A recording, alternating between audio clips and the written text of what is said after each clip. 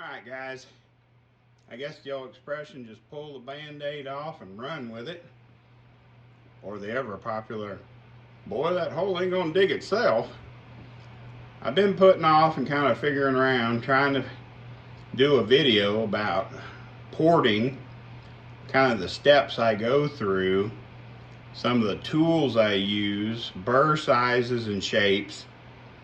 And today, I'm gonna make a video, whether I like it or not, kind of showing what I do first, second, third, and kind of show you as best I can examples of as the work progresses, how I, slowly work into where I want to be in terms of bowl cut percentages, blends, valve guide shaping and reduction, short turn work, raising the roof on the exhaust side, all of the main components to porting instead of these LS cylinder heads. So let's just go ahead and get in it. All right, real quick, the head on the right is a LS 243. The head on the left is an LS 241, because I just wanted to use this head purely as a before and after example of what the swirl ramp and boss looks like, valve guide boss looks like, before and after the work of removing the swirl ramp, removing the bulbous area, which I'll show you in detail in a minute, around the valve guide.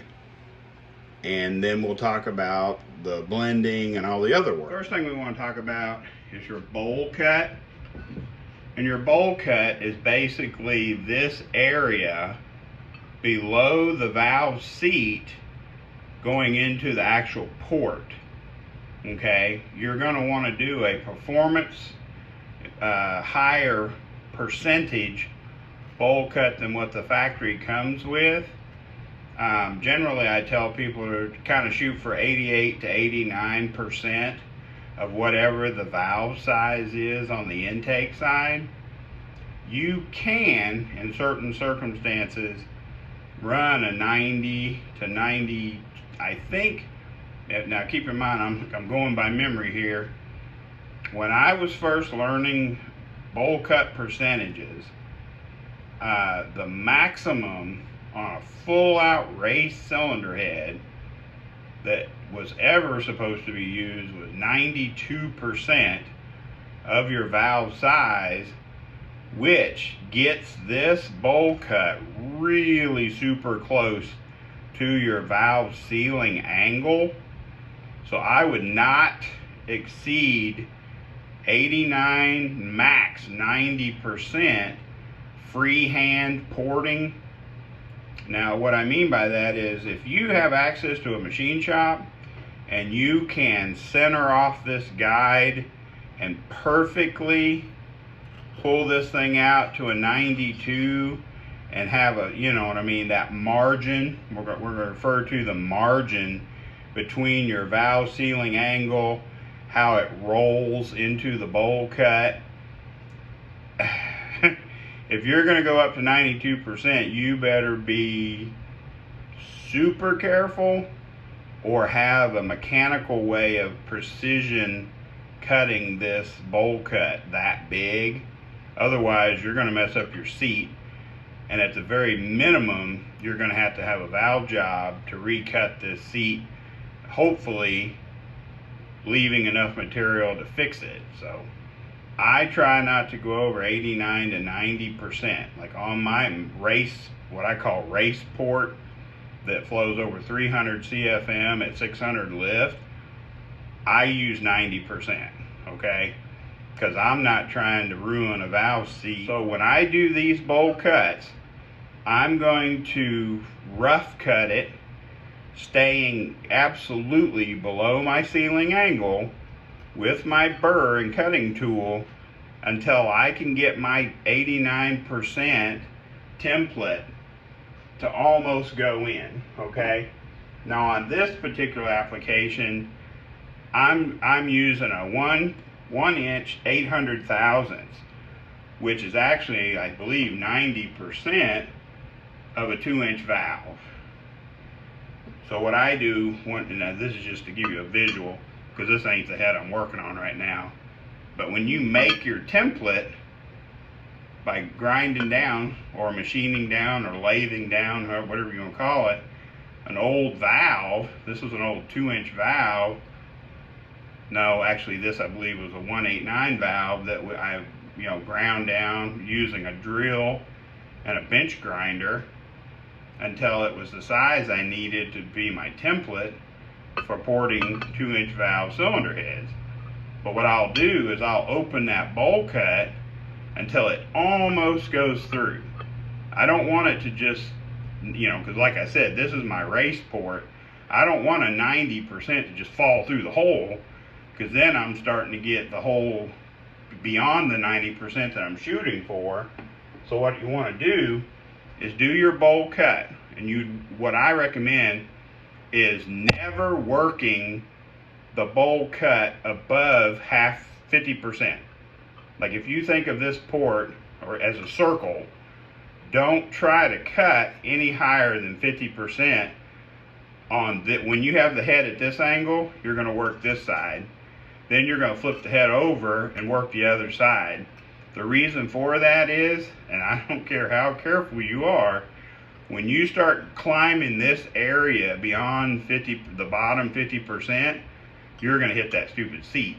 You're going to hit that sealing angle of that valve seat, because for some reason, when you come around to start getting up here in the 10, 11 o'clock area of this port, you're going to come up that seat and nick that stupid sealing angle.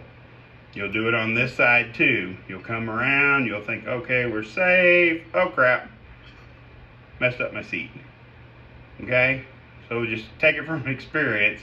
Work half a seat at a time, half of a bowl at a time while you're working it. What tool do I like to use?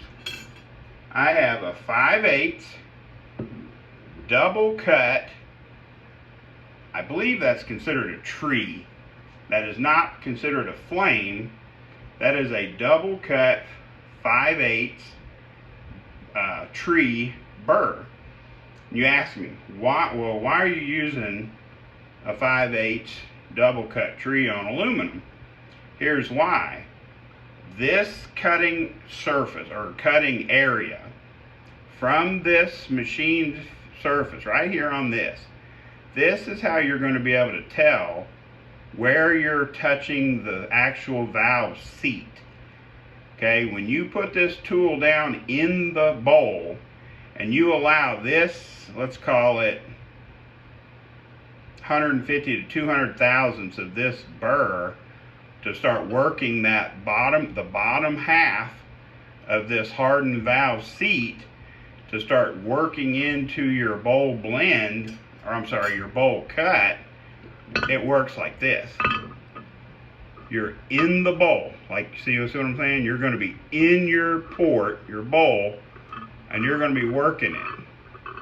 Just like this, slowly watching. I mean, you're going to be eagle-eyed Jim, watching exactly where that burr touches. And you're going to work half of it, then you're going to check it with your template.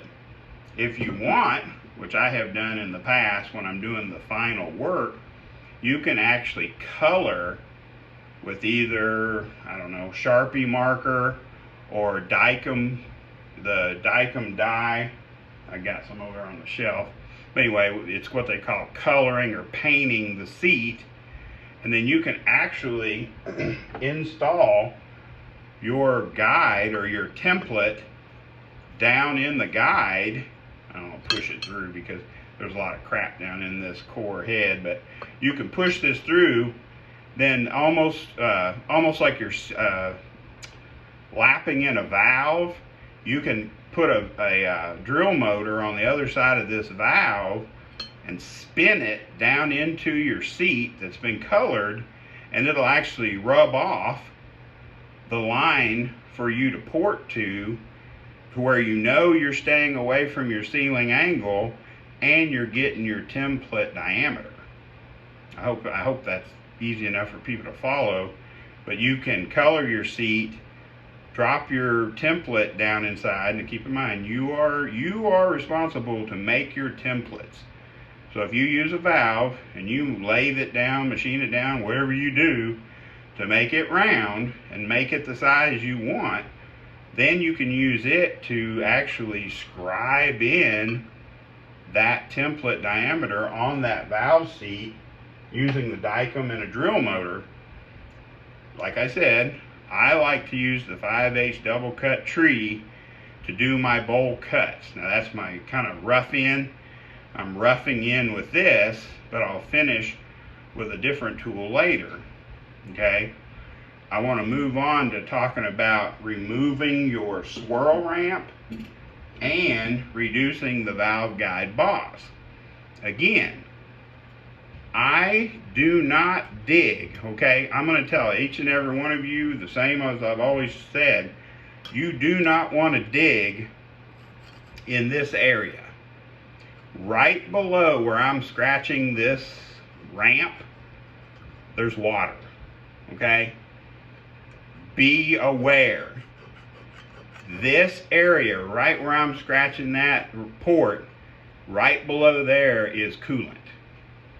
And if you start getting crazy trying to remove this swirl ramp, you'll poke a hole in there and the head's going to have to either be welded or it's going to be ruined. So just keep in mind, when you remove your swirl ramp, you want to focus on this ridge, okay? And trying to get this ridge pulled down to a similar depth as your other side of your guide, okay? Don't try to like cut and push down or cut and pull the back. Don't do none of that junk. Just use your 5/8 tree. Stay away from your guide.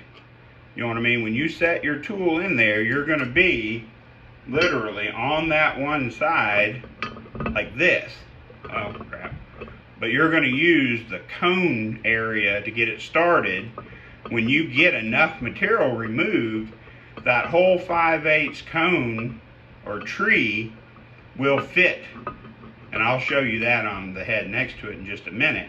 But you will start taking down that ridge with the, what I'm going to call the smaller end of your tree, and you will, as you work it, I know it sounds crazy, but you will focus on this ridge. And as you cut that ridge down to match the existing depth here, you'll see how it's going to come together.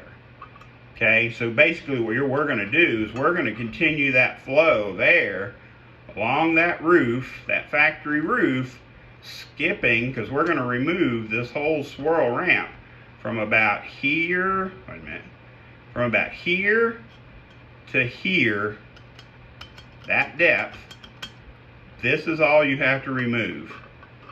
Okay, now same tool, I will use that the thickest part of that 5/8 cutting tree, and I will just take and start cutting this bulbous area off of this guide. Now keep in mind, it's a 5/8 burr, so it's not going to fit between the right side of your guide and this wall. Okay, so don't start trying to dig down in there, because you're in turn going to hit here where we don't want to hit. Okay, you don't want to dig into this either. Again, there's coolant. This wall barely gets work. When you do your bowl cut and your blend, this is just cleanup work, guys. This will be cleanup work. We're not going to move this wall over. We're not going to change anything other than just texturing and blending to this wall, because on the other side of this wall, there's coolant. Okay, keep in mind, here and down there, there's coolant, and it's easy to find if you get aggressive. But we will take our 5/8 double cut tree, and we will just start whittling this off. Okay, you'll notice the roundness will start going away. It'll get flat. You're just going to keep working it much as you can reach without touching this wall, because we got other tools and other burrs to finish this process. But we're going to take this down as simply as we can to where we match the ramp. See this tail? This is what they call the tail of the guide. That is what we're going to match. We're going to bring this bulbous junk off of this guide boss to match this tail, okay? Now in turn, once we get to the other head, it'll be easier for me to point out, we're gonna pull this all the way back to this guide. So basically all this material here will be removed slowly. Now keep in mind, I am talking kind of as I think through this process, but if you're porting ahead for the first time, I highly encourage you to go super slow. Don't be revving the die grinder real high. Don't be pushing real hard. Just kind of let the tool, let the burr do its work. And as you work around this, you're going to be pulling back down here below the bulb to get to the depth you want. Okay? So let's just hold our thoughts right there. Doing all my rough cuts and everything we're going to be talking about today, the three main burrs that I use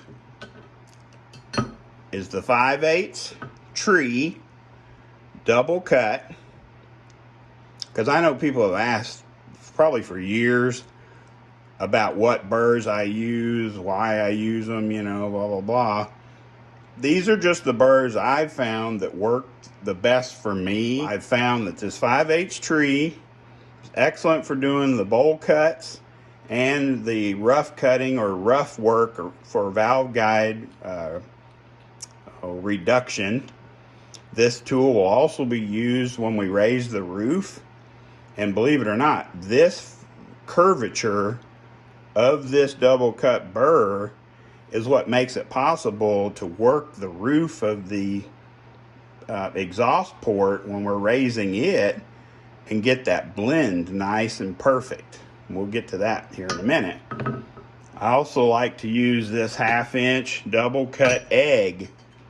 This is a good, now keep in mind, when I talk about burrs, you want to use the largest burr you can fit in the area you're trying to work. Gives you less opportunity of putting ridges and troughs that are hard to get out or impossible to get out when you're doing your porting.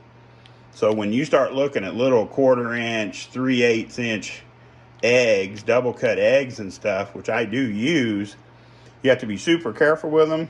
You got to be leery of the pressure, and you got to keep them moving. You can't let them sit in one spot too long or you'll get divots and ridges that are hard to get out. So I like to use that tree, this 1/2" double cut. And here recently, I've incorporated a 1/2" single cut flame to kind of help reach down in there. And I have to say, you know, a tremendous thank you to my friend that helped me get this, Mr. Cox. Helped me get this Blue Point super extended die grinder, which is now my favorite tool. But I put this little single cut flame, 1/2" on my longest die grinder so that I can further reduce that valve guide boss and get it almost all the way down to where it blends into the tail. I can't get it all the way down with this tool because of the width.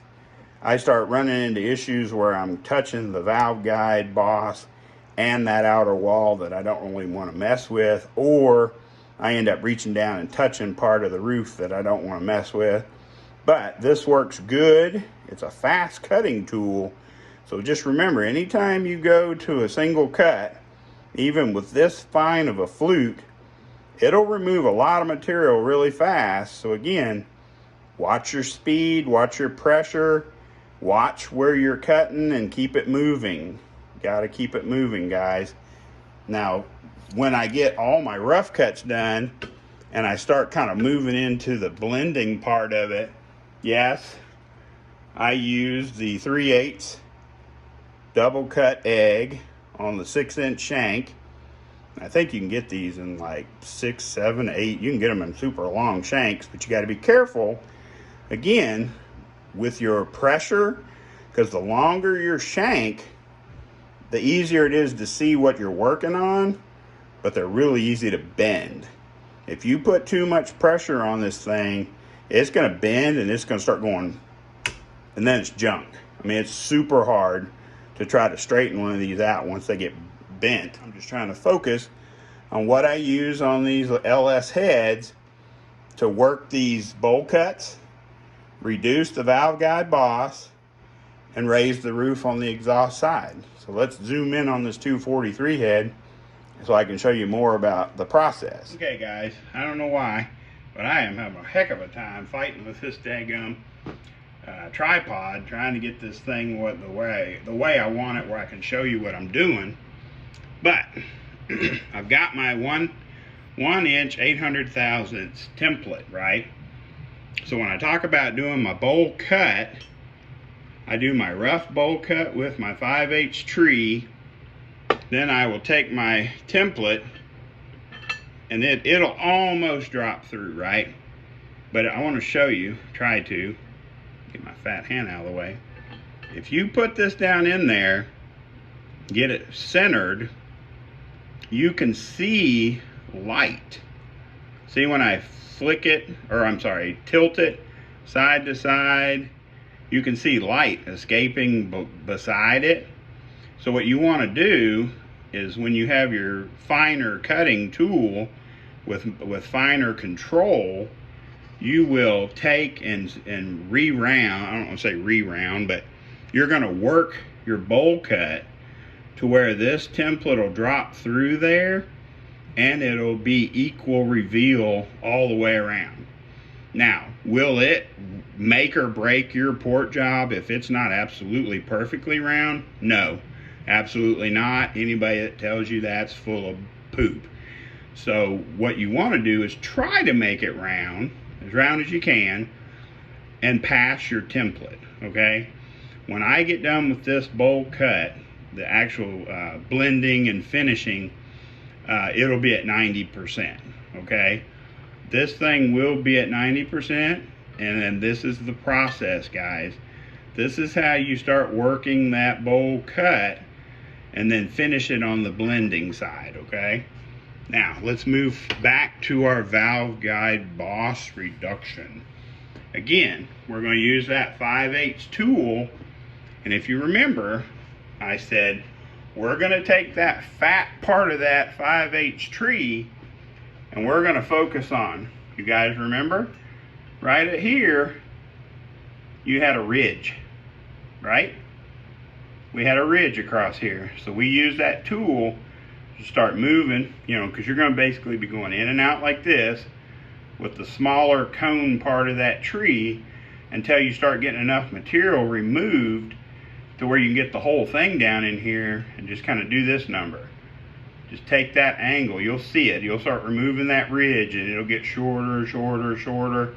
You'll start getting really kind of close to this side where it's almost touching the guide. And then you'll get to where you'll see where it's just barely touching this wall. But you will remove that swirl ramp all the way down to where your transition from here to that factory roof is smooth, okay? It's gonna be, I mean, keep in mind, this is what I call a rough cut stage, but I've got all my bulk material removed to where I can go through here with my double cut burrs and clean this port up, blend everything, and make my transition smooth and seamless, okay? Now, we talked about cutting that ridge down, not disturbing this material down in this area because of the coolant, remember? So we've removed our swirl ramp. Now, this reduction of that bulbous crap that's going to be around your valve guide, this has already been done with two different tools. I started with my 5/8 tree and just kind of pushed it down in there and just went around it like this. Got as much of it worked off as I could to where I can make it squared off and flat almost to the outside diameter of my valve guide itself. Then I took that 1/2-inch single cut flame, which I can use to work this side of the guide. Keep in mind, we don't want to be touching this wall because this wall's got coolant hiding behind it. But what we're doing is just focusing on touching this side of the guide and reaching down as far as we can. Now, if that 1/2-inch flame wasn't near as long, it would kind of be helpful, which I thought about ordering a different one, because you can see right here where it's shiny. That part's shiny because as I'm working this guide, the very tip of that flame has just been tickling this part of the roof, but I haven't grooved it or put anything in there, you know, that's going to be a problem. But I'm using that single cut flame to slowly pull this guide down. You know what I mean? We're not done. We still got to blend this and work it all the way down to the tail. But the goal is, now keep in mind, when you're looking at this valve guide, dead straight on, just like the valve goes in it, you want this valve guide boss to be equal, flat and equal to the outside diameter of this.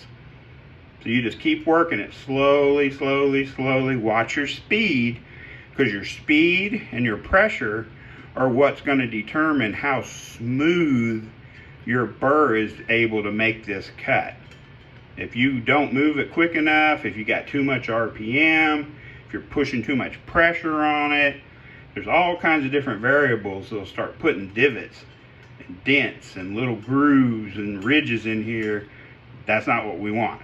What we want is tool control with both pressure and speed, maintain movement to keep this thing moving back and forth until we get that valve guide reduced down to where it's ready to be blended. So I hope you guys are following what I'm saying. I know it's kind of a lot to take in all at one time, but you know, I start out with my bowl cut, get my percentage roughed in, because everything we've talked about so far is what I consider my rough in cuts. So I'm going to rough in my bowl cut percentage. Then I'm going to work on making that blend from the bowl cut to this back wall and to the short turn and the side walls. Now, earlier when we talked about doing our bowl cut, we talked about only working half of the bowl at a time, because you're going to be prone to coming up and hitting that valve sealing angle if you try to go much above 50% of that, or you know, this bottom half. I'm sorry, my hand's getting in the way, I'm retarded. But if you go above that bottom half is when you're going to be really pushing your luck of getting up and touching that sealing angle. But when you start doing your template test fitting, and if you color your seat and then run your template through, you know, with the drill motor, you're going to see that you're going to have to work the sides the most to get your template to pass. And that's purely because you fight, it's a challenge to be able to work this portions of this bowl and not touch that stupid seat. Now I understand earlier I said 98 or 99% of all the LS cylinder heads I've ported did not require a full valve job.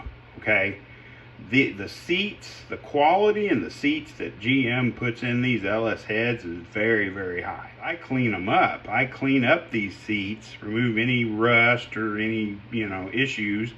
Then I will take the valves to Nolan cylinder head, have them cut or reface those valves, and then, like I said, 98 to 99% of the time, all I got to do is lap the freshly faced valves into the factory seat, and it's ready to run. You start talking about a valve job on an LS cylinder head at Nolan's machine, you know, cylinder head in Kansas City, that's an immediate $320 upgrade.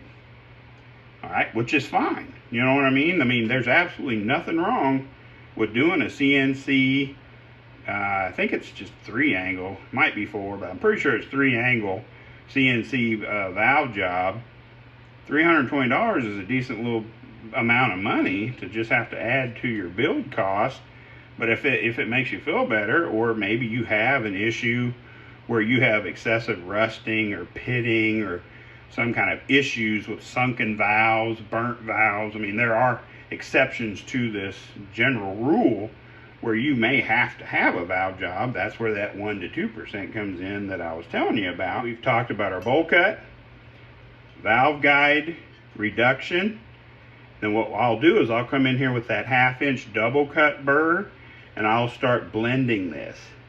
I'll blend that aluminum right into my new bowl cut percentage, and we'll work it all the way down, and we'll work it all the way through the port. All right, guys, we got her flipped over so we can look at our exhaust exits. This is going to be our roof, which is now on the bottom. Now, just in case you guys didn't know, truck cylinder heads and the 241 heads have a completely different exhaust port shape when compared to the 243 and the 799. This cylinder head that I'm currently working on is a 243, which is identical and it's literally interchangeable with a 799 cylinder head. The exhaust ports on these 243s are D port.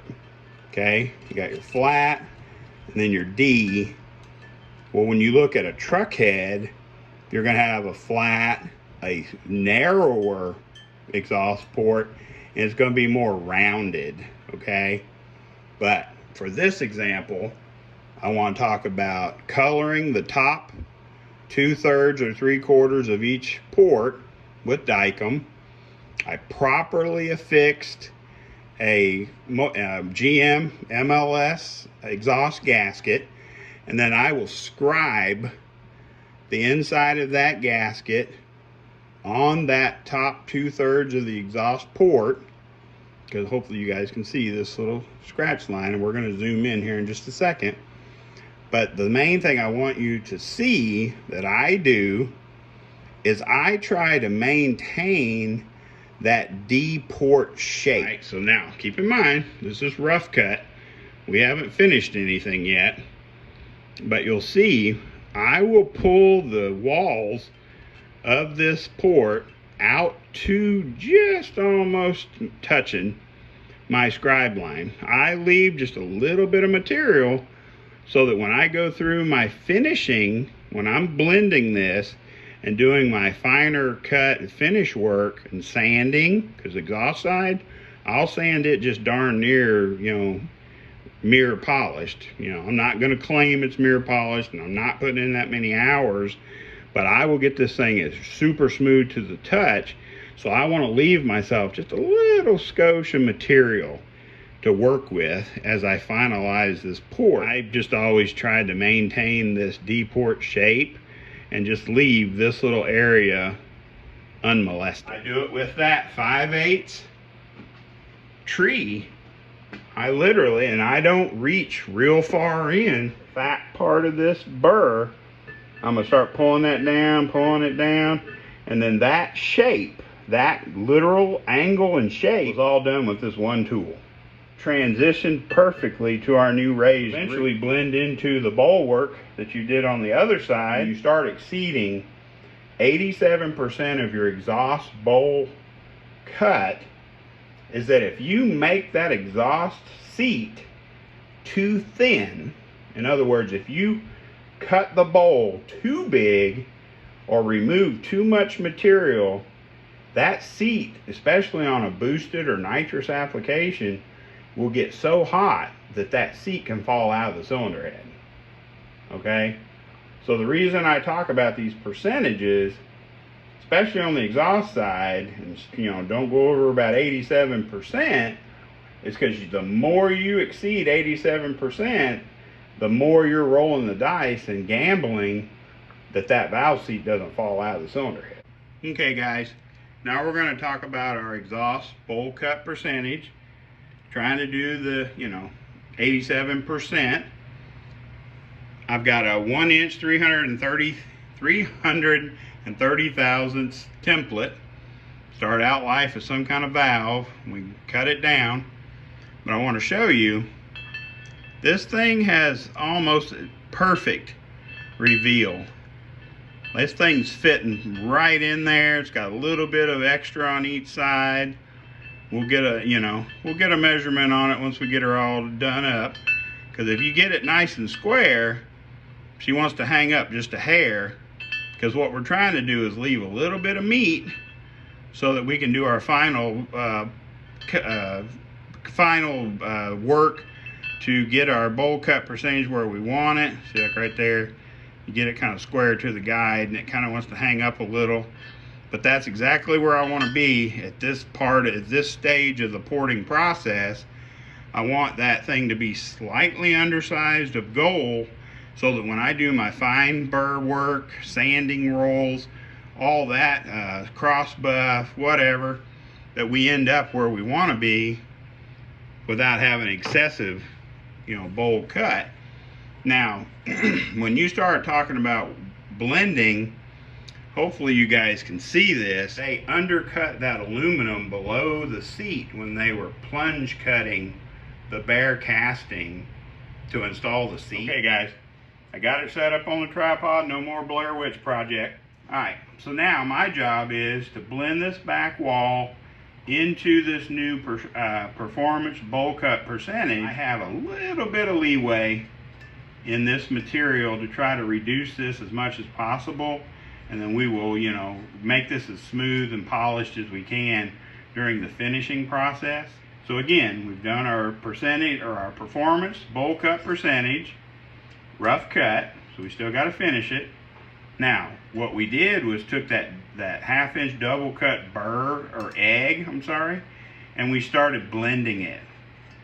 Just blending that new bowl cut percentage all the way down to the guide, as far as we could reach without hurting anything, right? So we're just working it little by little. But I want you to see what we did to the exhaust. We have removed all of this extra. Now, I'm not done yet, okay?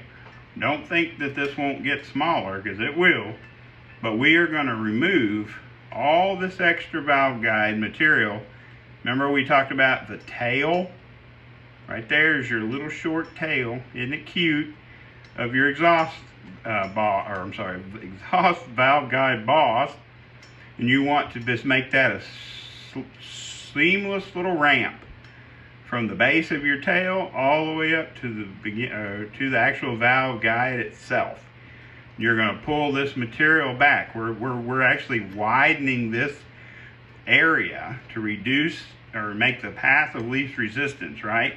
So we're pulling this back all the way to the guide, and then we're blending it. We are working it all the way down to the tip of the tail. Same goes for this side. Now, we're not digging into the walls on either side. It's not needed. We're doing our bowl cut percentage, valve guide reduction, and then we're blending everything.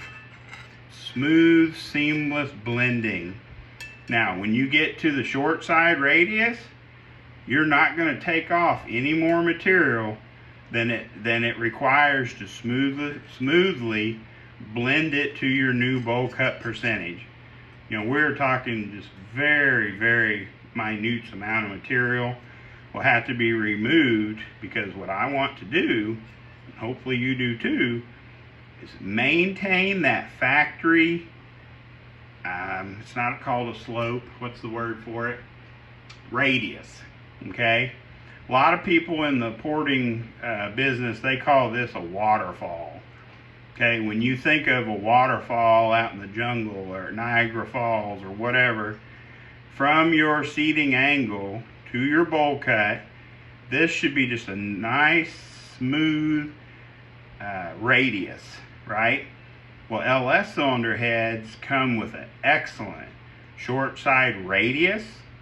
So basically, when you do your new bowl cut percentage, all you're going to do is just blend that existing radius into your new bowl cut percentage, right?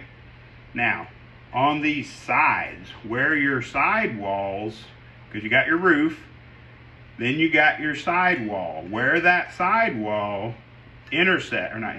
transitions into your short turn radius, a lot of times while you're blending, you can take your like double cut 3/8 egg or whatever you're using and just slightly widen that transition, right where these walls come into your short turn.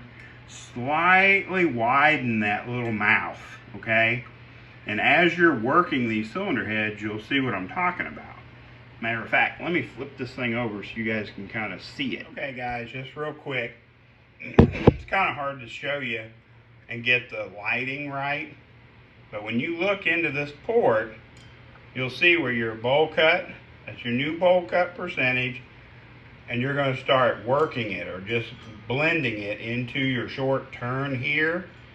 That area is right, gosh dang, it's hard to reach from here. I'm trying to hold the light with one hand and poke with the other and try not to bump the camera. But when you're making that blend or that transition between your short turn and your wall, right in this area, you guys can see that right here, you can get away with widening this area on both sides. A lot of times they call it widening the waterfall, but if you'll widen your short turn just a little bit, I'm not, don't put any gouges, ridges, rows, nothing crazy. Just clean up that transition from your new precision. Sorry, getting tongue-tied. But once you do your new bowl cut and you're doing your blend to your factory radius on your short side, you can kind of, work that width. Try to blend that new radius into your walls by actually widening that waterfall just a little bit on each side, and you'll get gains, okay? Apologize for the bad talking and coughing and clearing and the lighting and all that, but it's just really hard to show because you can't light that port when the head's at this angle, so that's always a challenge. I don't know how other people do it, but hold on just a second. All right guys, just to clarify, when I was talking about my templates for my bowl cut percentages, I went ahead and ran the numbers. That 1.333 represents a little over 86% for my exhaust bowl. The reason why it's 1% below, again, is where I'm talking about my rough cut margin, so that I can finish work down or out to the 87% I'm shooting for. Trying to keep everything consistent from port to port to port so that everything flows the same, okay? Looking at my intake bowl percentage, that 1.800, that is a 90% bowl cut. So I know when I get done with this thing and I do all my finish work, my sanding, blending, what I call the monotonous, mind-numbing part of porting, which everyone likes because you want it to be pretty. That's where I need to be to hit the flow numbers that I get out of these cylinder heads. I'm truly not a salesman. I just try to do good work, and I try to do quality, consistent work that adds power and performance. And that's just the way I do it. I don't know. But I just wanted to kind of make this video for you guys so you could see, bowl cut percentages, the tools I use to do those, valve guide reduction and blending, raising the roof on the exhaust side.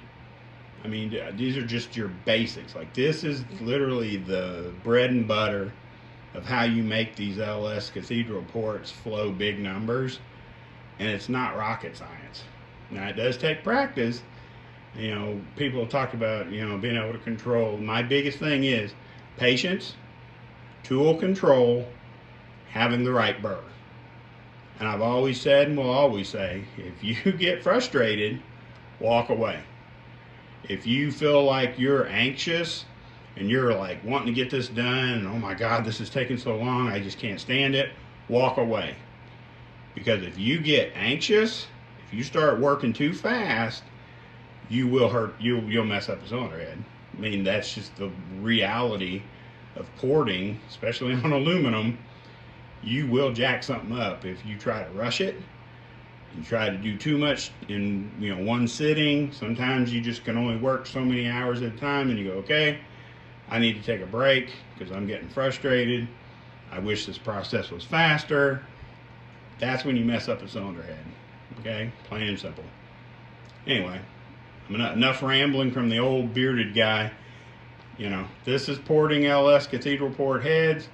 I've kind of gone over the percentages in my process, threw in some hopefully helpful information on which burrs I'm using for each process, and we'll just keep working these heads until they're done, guys. Appreciate you guys watching. Please like, subscribe, share.